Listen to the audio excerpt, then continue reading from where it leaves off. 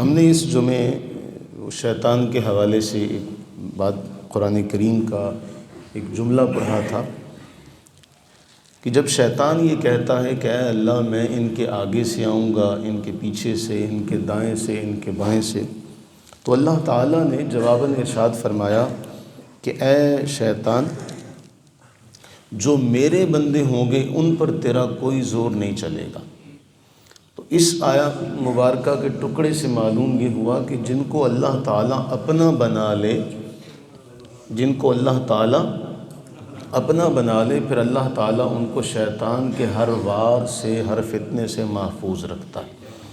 اور اسی لیے پھر اللہ تعالیٰ انہیں یہ توفیق عطا فرماتا ہے کہ جب وہ کھانا کھانے لگیں تب وہ اللہ کو یاد کرتے ہیں، لباس پہننے لگیں، جوتا پہننے لگیں، الغرض وہ اپنے ہر کام میں اللہ تعالیٰ جل وعلا کو یاد کرتے ہیں، یاد رکھتے ہیں اس کی توفیق سے۔ تو اس کے نام کی برکت سے پھر یہ ہوتا ہے کہ اللہ تعالیٰ ہر معاملے میں انہیں شیطان کے وار سے محفوظ رکھتا ہے۔ اسی کے حوالے سے جو آج کی حدیث ہے مسند احمد بن حنبل کی،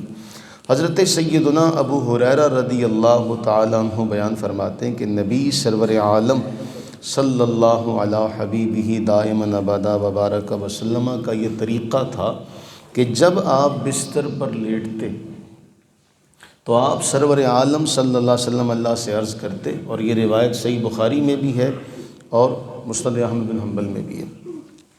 جامع ترمذی کے اندر بھی ہے۔ نبی سرور عالم صلی اللہ علیہ وسلم جب بستر پر لیٹتے تو آپ اللہ سے عرض کرتے، اے اللہ تیرے نام کی برکت سے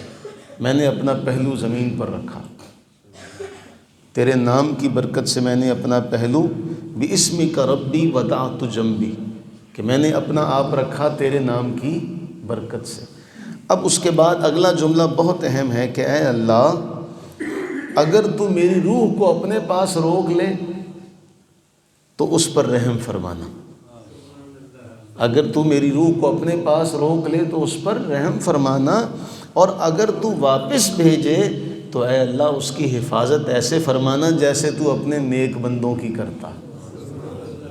مختصر سا جملہ اور اپنے اندر معنی کا وہ سمندر لیے ہوئے کہ اے اللہ، جس طرح قرآن کریم میں آتا ہے کہ جب تم سوتے ہو تو اللہ تمہاری روح قبض کر لیتا ہے، واللتی لم تمت فی منامہا، جب تم سو رہے ہو تو جس طرح ہمارے عام عرف میں کہا جاتا ہے سویا مویا ایک برابر، تو اس کے بارے قرآن یہ فرماتا ہے کہ اللہ تمہاری روحوں کو قبض کرتا ہے جب تم فوت ہوتے ہو، اسی طرح جب تم سوتے ہو تو یہ سونے میں بھی اللہ تعالیٰ کیا کرتا ہے، روح قبض فرما لیتا۔ اسی لیے اس کو پھر بعض روایات میں موت کا بھائی بہن کہا گیا۔ اب اس کے بعد جب ایک بات یہ بات واضح ہو گئی کہ انسان کی نیند جو ہے وہ بھی موت صغرا ہے، ایک قسم کی موت ہے، لیکن اس میں یہ ہے کہ آپ اس کو ہاتھ لگاتے ہیں، وہ جہاں کہیں بھی گھوم پھر رہا ہو فوراً وہ جاگ جاتا ہے اور آپ کی بات کا جواب دیتا۔ اللہ کے نبی علیہ السلام اس موقع پر دعا کیا مانگتے ہیں کہ اے اللہ میں تیرے نام سے میں اب لیٹ رہا ہوں، میں لیٹنے لگا ہوں، سونے لگا ہوں، یا اللہ اگر تو میری روح کو اپنے پاس روک لے تو اس پر رحم فرمانا، جو تیرے شایان شان ہے، رحم کرنا تیری صفت ہے تو تو اس پر رحم کرنا، اور اگر تو واپس بھیجے تو پھر دنیا میں واپس بھیجے گا تو پھر اس کی حفاظت کرنا۔ اس سے بہترین اور جامع الفاظ اور کوئی نہیں ہو سکتے کہ دو لفظوں میں اللہ کے نبی بِاسْمِكَ رَبِّي وَضَعْتُ جَنْبِي فَإِنْ أَمْسَكْتَ نَفْسِي فَارْحَمْهَا، اگر تو میرے نفس کو اپنے پاس روکے تو اس پر رحم فرمانا، وَإِنْ أَرْسَلْتَهَا فَاحْفَظْهَا بِمَا تَحْفَظُ بِهِ عِبَادَكَ الصَّالِحِينَ۔ ہم دعا پڑھتے ہیں جو ہمیں سکھائی جاتی ہے، وہ بھی روایات سے ثابت ہے کہ اللہم بِاسْمِكَ اموت و احیا، اے اللہ تیرا ہی نام ہے، تیرے ہی نام کی برکت سے میں سوتا ہوں،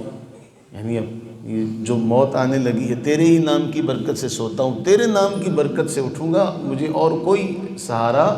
تیرے علاوہ نہیں ہے کہ جو نیند دے سکے۔ کیوں آپ دیکھیں معاشرے میں ایسے لوگ بھی ہیں جن کو نیند لینے کے لیے، نیند حاصل کرنے کی، جس کے بارے اللہ قرآن میں فرما رہا ہے میں نے رات سکون کے لیے بنائی، پھر اس میں نیند کو پیدا فرمایا، اور دن تمہارے کام کاج کے لیے بنایا، اس کے لیے بھی کئی جو ہیں وہ حالات اس قسم کے ہیں کہ انہیں سہارا لینا پڑتا ہے اور ذرائع کا۔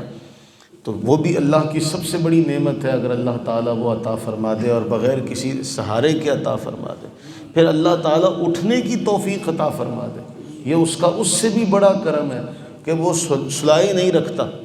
کہ وہ سلائی رکھے تو ہم کون، ہم کیا ہیں کہ ہماری کیا اوقات ہے، ہم یہ کہہ سکتے ہیں کہ ہم اٹھ سکتے ہیں؟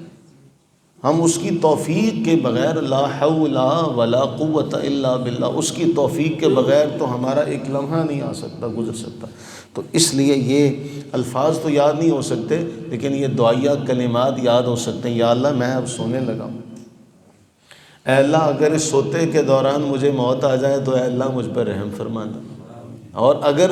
تو مجھے اٹھائے دوبارہ اٹھنے کی توفیق دے۔ یہ جملہ بہت کمال کا ہے، اے اللہ جیسے تو اپنے نیک بندوں کی حفاظت کرتا ہے میری بھی ایسے ہی حفاظت کرنا۔ اب آپ دیکھیں ایک جملہ اور بڑا اہم ہے، محدثین نے لکھا کہ جگہ جگہ آپ نسبتوں کا ذکر کرتے ہیں، یا اللہ جیسے نیک بندوں کی حفاظت کرتا ہے۔ اس کا معنی یہ ہوا کہ جو اللہ نے قرآن میں فرمایا جو میرے ہوں گے نا، جو میرے ہوں گے، اب ہیں تو سارے اللہ نے پیدا کیے، اللہ نے تو سب کو پیدا کیا ہے، وہ خالق ہے، لیکن اس کے بعد کوئی اللہ کا بندہ اپنے آپ کو بنا لیتا اور کوئی درہم و دینار کا۔ اس طرح اللہ کے نبی علیہ السلام نے ایک روایت میں فرمایا تعیس عبد الدینار و عبد الدرہم، سب سے افسوسناک بات اس بندے پر ہے، ہلاکت ہے اس کے لیے جو دینار کا عبد ہے، درہم کا عبد ہے۔ ہمارے ہاں بھی بعض لوگ روپے پیسے کے غلام ہوتے ہیں کہ دن چڑھے اٹھے، کام پر گئے اور وہاں سے واپسی آئے اور پھر صرف سو گئے۔ اللہ سے یہ دعا کریں کہ اللہ تعالیٰ